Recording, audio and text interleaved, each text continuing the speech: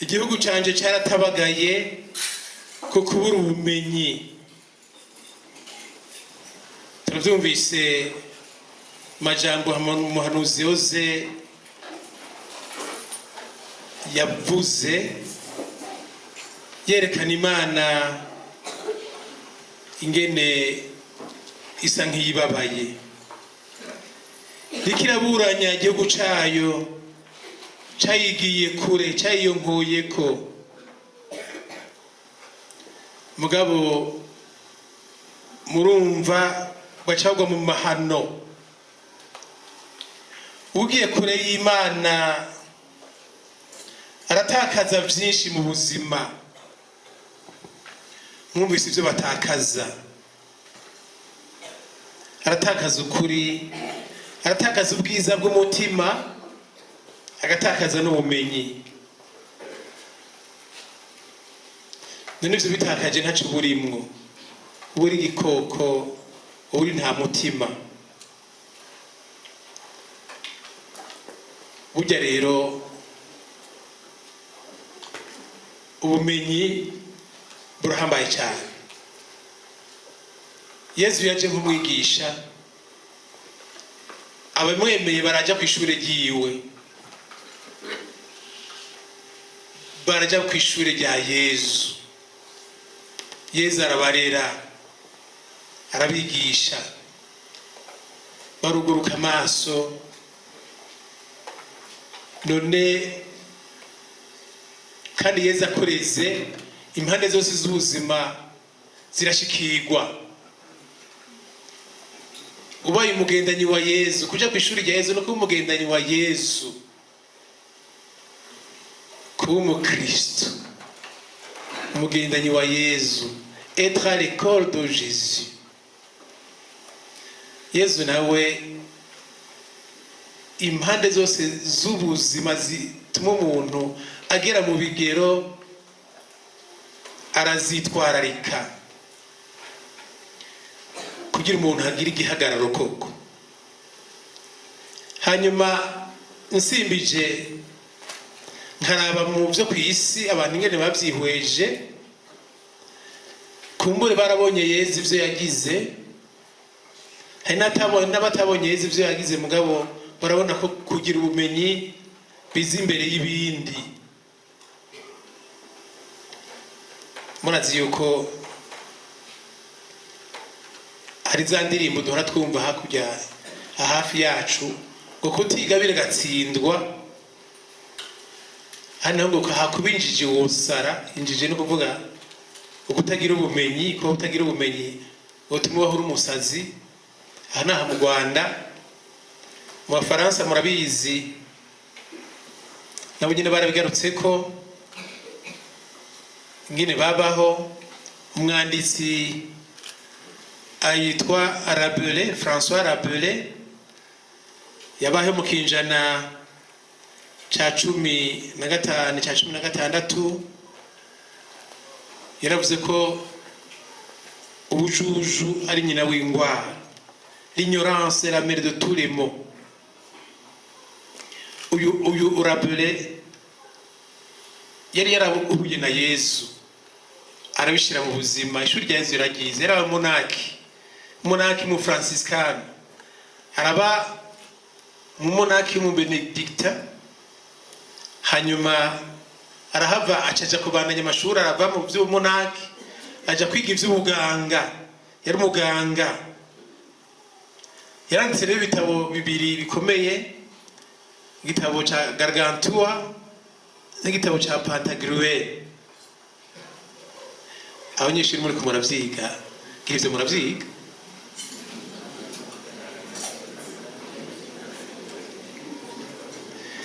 Murumva ko kutagira ubumenyi, ubujuju ari nyina w'ingwara, nyina w'amabi yose. Ubu nyene yarongeye agira ati, science sans conscience n'est que ruine de l'âme. Ufise ubumenyi ugatakaza agatima mpanuzi, utakaza ubuntu ntacuvamwo, kuko umutima wawe uca wononekara, n'isi naho uba haratabagara. Mbere kubera uko kubura agatima mpanuzi, ngo isi irasambuka, abantu bagahona. Niko muravyumva cyane cyane mwe banyeshuri. Mwana twebwe tuvyumve, kuko ntawe uhagarika kwiga.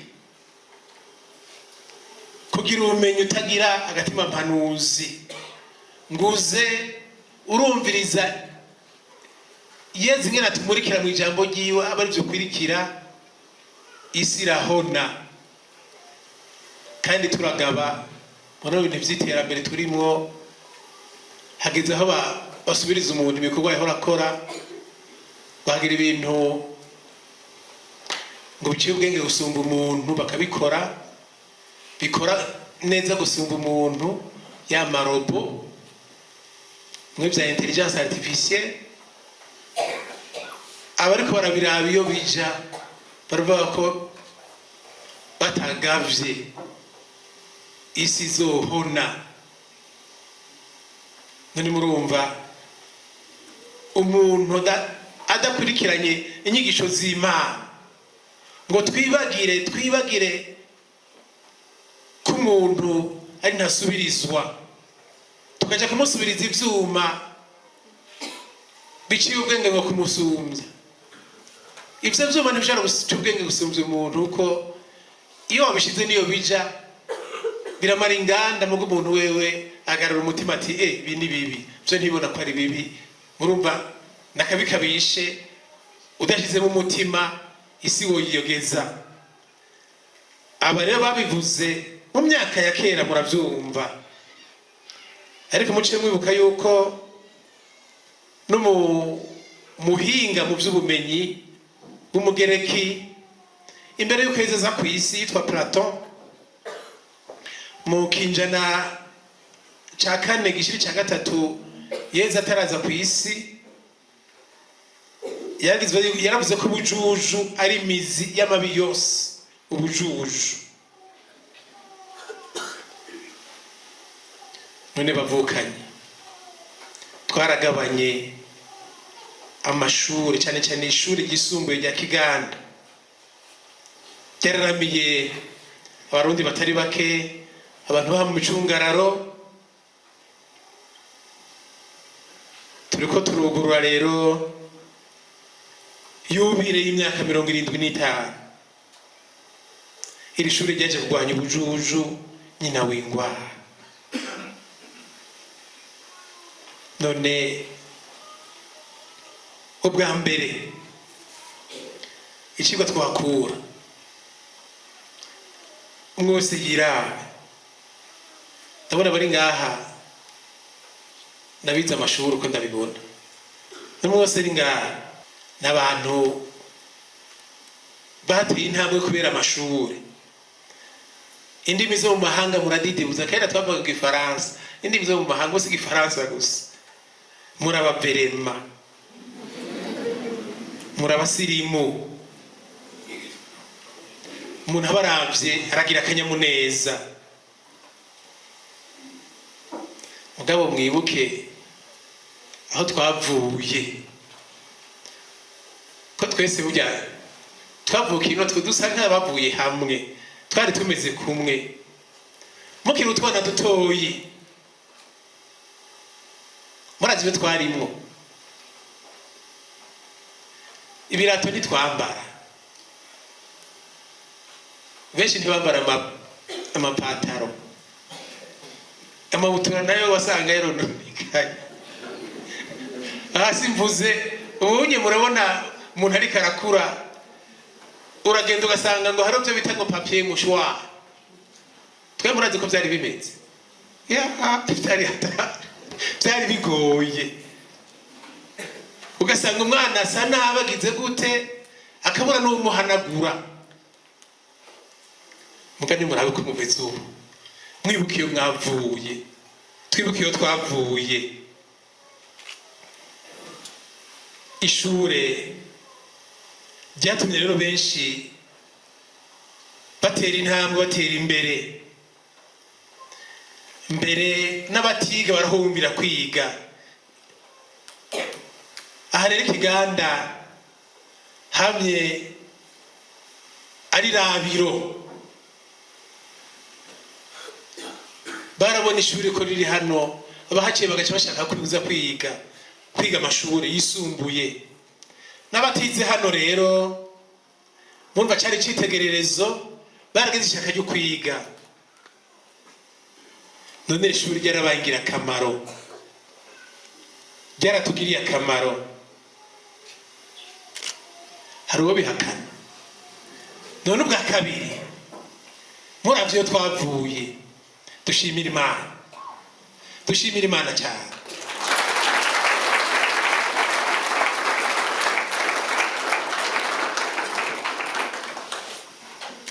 Imana yaratuzaniye iratugirira ibyiza, n'ubikiriko rya shure rya Yezu turiveko.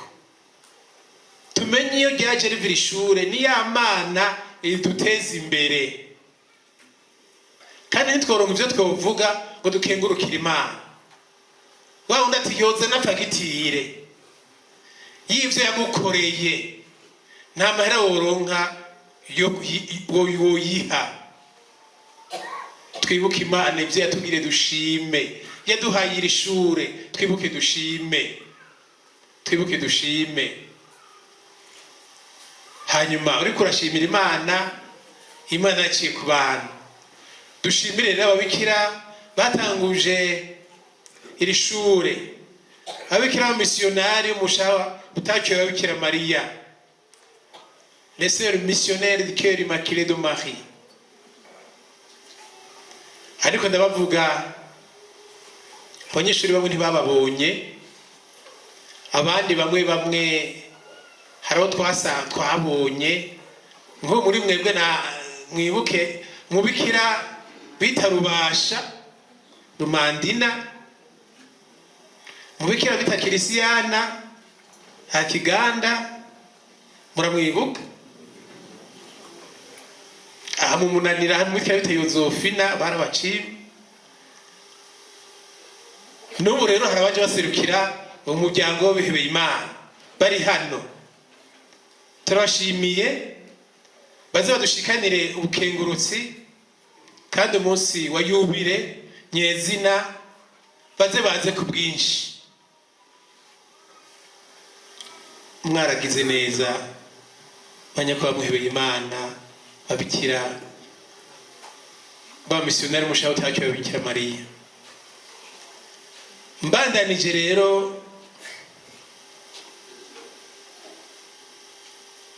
harakamo Imana iriko iradutera, harakamo Imana iriko iradutera. Igihugu canje caratabagaye kukubura ubumenyi. Ati iyo mwagira ubumenyi niba mwigenza uko mwigenza, mwigenza neza. Mwumvise ko ubugendera amabwirizwa y'Imana hiriwe, izaburi badusomeye. Ubuhigo bugaze ngaho kukuyoboka Imana.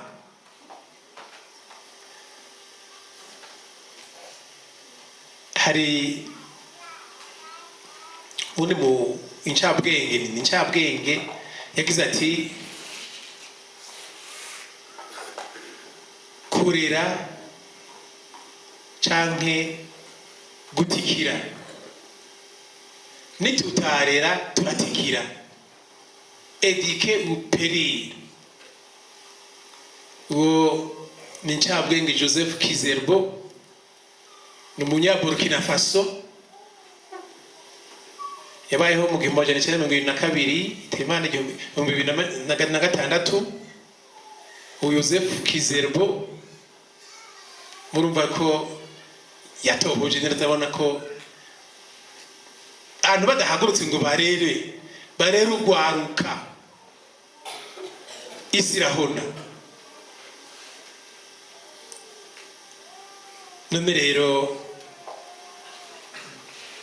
muce muvyumva uyu muhanuzi yoza ivyo yavuze ariko avuga Imana iriko iraburanya igihugu cayo kuri urwo rugero. Erega abanyisirayeli barahavuye baratabagara, abakomoka ku mwami Yehu baragize ibyago byinshi, muraraba muri Bibiliya. None bavukanye indero irakomeye. Twemere tuyishire imbere, turonke urukiza. Mu nkuru nziza Yohani Mweranda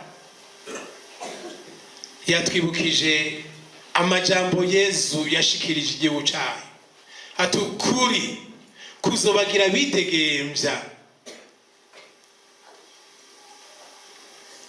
Ukuri Yezu ariko aravuga tugutandukanye n'ubyo twita ukuri twebwe, kuko umuntu wese yico yumviraga n'ukuri, ubundi cyo yumvira akagira n'ukuri, ubundi cyo yumvira akagira n'ukuri.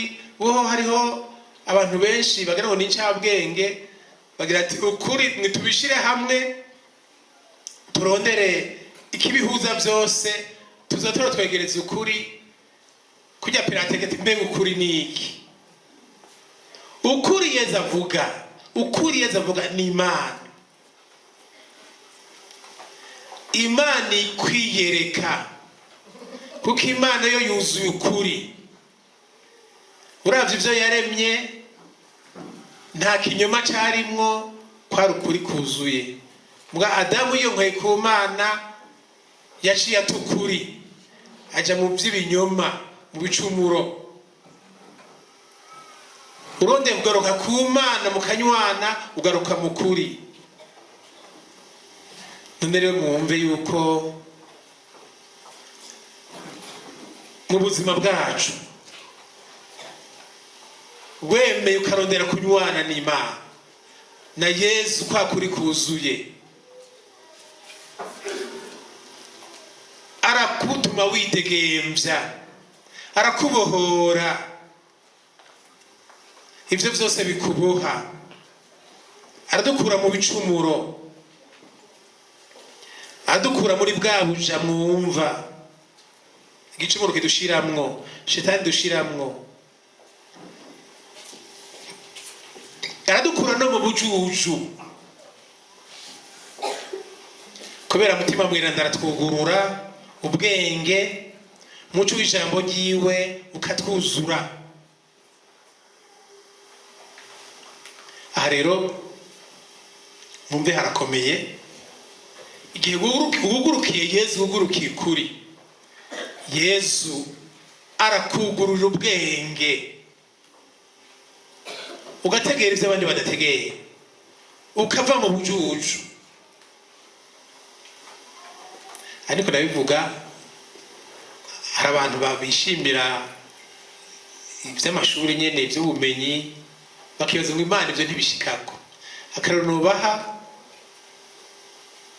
ndabona ababikira bene Tereziya w'umwana Yezu no mu maso heranda batoranye k'umuvunyi. Uyu Mweranda yitavye Imana ari umwana mutonya, nta mashure yize, nta mashure yize ngo agire amadiplome n'amadiplome. Muga mu buzima bwiwe mu dushure duke yari afise, Imana yamwugururiye ubwenge. Ivyo yasize avuze vyabaye ibintu ntibagirwa, abantu bose bikugura, kugira naho ekleziya nzima bamutangaza ko ari umwigisha wa ekleziya, ko ari docteur de l'église. Tereziya umwana Yezu maso herana ni docteur de l'église, umwigisha wa ekleziya. Abafise amadoktora n'amadoktora benshi bapfa badafise ico gihagararo batagishitseko, na ekleziya ntikibaye. murumva Imana aramuguribwe niwakwirikira Yesu ukemera ukaja ku ishure ryiwe, mutima mweranda azogufasha guhagurukira ubwenge, ariko kandi bikubuze kwagurukira n'ubumenyi. Mugabo ubwiza ubwenge Imana ikugururiye mu ijambo ryayo ushika kure, kuko ubera urumuri abandi, ugira umutima wuzuye urukundo, wuzuye ikigongwe, ugacubera urumuri abandi. Mu kuba urumuri hari ibyo ushira imbere, bya bikorwa by'ikigongwe. Nababwira yuko kwigisha biri mu kurera, biri mu bikorwa by'ikigongwe, ni kimwe mu bikorwa by'ikigongwe 14. Hari iby'umubiri n'iby'umutima. Mugabo mumenye yuko kuba umurezi ukigisha abantu bakagira ubumenyi, uba uri gukora igikorwa c'ikigongwe, igikorwa c'urukundo. None murumva ntushobora gukora icyo gikorwa neza utamurikiwe n'Imana, urananirwa. Kagatima mpanuzi ntusubira no karonka, byose uca ubifata minenegwe. None mwumve yuko agatima mpanuzi kacu kokomera, gakomeye Imana ikadukomereze, Yesu akadukomereze mu kutwigisha, maze igicumuro tugice kure, tukigwanye mu kurondera Imana. Gutyo tuzotora tugwanira ubuntu, tugwanira umuntu. Niwa icyo woshikako cyose utagira ubuntu, bizokugora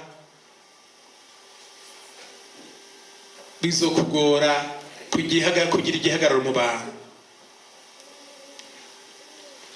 None rero abarezi murumva yuko mubandanya mubera urumuri ugwaruka murezi, muba bigisha beza. Abavyeyi mubandanye mubarezi beza, muba bigisha beza, mushigikira ugwaruka bige neza.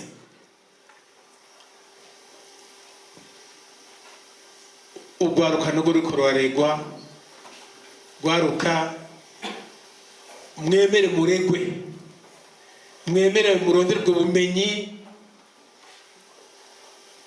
butandukanye, mugabo mwisunga Imana, kuko utaye Imana uca uta ubuntu, uca uta iteka. Mubigire mwisunga Imana. N'abo bose baheje amashure bategera ku ntebe y'ishure, kwiga ntibihera. Tubandanye tubigira twisunga Imana, kugira ngo umuco twaronse tukiri bato tugume tubera urumuri abandi, mu mirimo turimo tubera urumuri rw'abandi. Niba uri mu biro bera urumuri abandi, ntubangikanye. Niba uri umwigisha igisha neza, ntubangikanye urumuri. Niba uri mu nzego z'umutekano zo kwivuna abansi, niba uri umudandaza, icyo ukora cyose gikore ubera urumuri abandi. Umwuga ufise wose ugire ubera urumuri abandi. Ngo igihugu cyatabagaye kubura ubumenyi, benshi byaranse ko ubera urumuri abandi, aho kuba urumuri bamuzimiza, bazimiza abandi. Gwaruka na mwebwe mukore mubera urumuri abandi, ntimumuzimize. Turavye igihugu cyacu ivyo cyaciyemo, nukubera hari ababera imuzimiza abandi, aho rero bari inyuma kuraba imbere bakurikira imuzimiza, ntibakurikira kazoza. Duce tuja mu njyane zigoye kuvamwo. Mugabo niba dufise ubumenyi, tumenye yuko kuja mu njyana rubujuju, kuja kwica mugenza mubanyi wawe n'ubujuju butagira izina. Uba wihekuye wishe uwo mubanyi wawe, uba wihekuye wishe umurundi muvuka gihugu musangiye igihugu hawe n'umuvukanyi wawe. Abarundi twarihekuye, turababaca b'igicumuro kubura ubumenyi. Yezu ati ukuri kuzobagira bidegembye. Tugaruke mu kuri rero. Hanyuma nce ntumire urwaruka, murondera Imana rwaruka. Ntihagire ujana nyabahururu imico n'imigenzo y'ikirundi barira neza, barira rupasoni. Haradutse ibintu bije biva mu mahanga, ingeso z'abanyamahanga, kugira umuntu yerekane ko ari umusirimu agaca afata izo ngeso. Ugasanga bamwe bambaye impuzu batikwije. Kwambara impuzu ntiwikwize. Abarundi barambara impuzu bakwikwiza n'ivy'abanyamahanga, mugabo uzambaye ngo niryo terambere. Ariko murabona imvutano ingene zibera abarundi kaziga yewe. Impuzu nziza cyane ziteka z'urupfasoni. Ugasanga bamwe bambaye bwa buntu rero budafashe, sakamaramazi. Hari abandi bambara impuzu zatabaguritse. Abigeme usanga bambaye amapataro yatabaguritse. None suguta karanga, suguta imico, ni nuguta n'ubukristo bwacu. Ziya mpuzu zatabaguritse niza baja zambara baja, usubira kuba umuja kandi waraye ufise iteka. Hari abandi bambara amapataro ugasanga nakwiye, agenda bashaka kwerekana ubusi nyuma. Bene bivuga ngo iki? Mwavyumvise mwawe ingene mu byita ntimumbaze, mbwa birafise izina. Ugasanga ipataro ikirakoroka, abari inyuma mutuka guduza iyo pataro yawe, reha kuduhenera, mukamenga guguhena nivyo byiza. None ivyo sukuba umuju ikijuju. Ugasanga abandi aho kuja kwiga bafise uburyo bwose niki, barataye amashure, bagiye muri vya bintu vy'amarigara. Abavyeyi kumbure bako bariruka ntibari hafi, ubwo iryo rigara rero bakarijako bakaza kunywa ibiyayura mutwe, bava mu biyayura mutwe bagenda kunywa inzoga ziboreza, baja mu vy'ubuhumbu. Abavyeyi bakazorindira yo umwaka weze yuko umwana muzanira amanota meza, agasanga ishuri yarahevye, agasanga asigaye yarataye umurongo. Mwaba banyeshuri murabona nk'abo nta buhizi burimwo. Emera muregwe neza, muce ku murongo kandi mwemere Imana ibarere. Nta buhigwa buri mu guta umurongo, uca rwa rubanza mwumva baciye batabagara bataye umurongo, namwe usanga nta kazoza dusubira kuronka kugwaruka rwacu. None rero mwumve yuko nta uhomera iyo nka, niko bavuga mu Kirundi. Gwaruka rwacu rero mukura amaboko mu mpuzu, mwemere muregwe. Hanyuma muce bavyeyi namwe muhari barezi muri hano, twumve ko ibibondo vyacu twovyitwararika tukabarera neza tukitanga kugira ngo igihugu ntigisubire gutabagara ku kubura ubumenyi, igihugu gizamuke. Ngabo kandi abavyeyi bari n'uruhara mu ndero y'abana, abavyeyi ntimuhagarike umurindi wo gukurikirana abana banyu.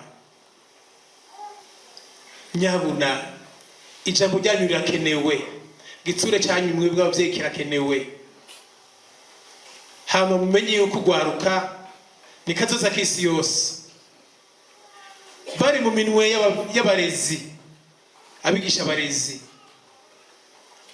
bafise mu biganza byabo kazoza k'isi yose. Gwaruka muri kazoza k'isi yose, ntimwiyanjanjweko, mwemere muregwe. Isi mu gutera imbere ni mwe duhanze amaso, kandi n'igihugu cifashe giteye imbere ntikizoshobora kubishikako indero yanyu tutayigwaniye, namwe mutayigwaniye.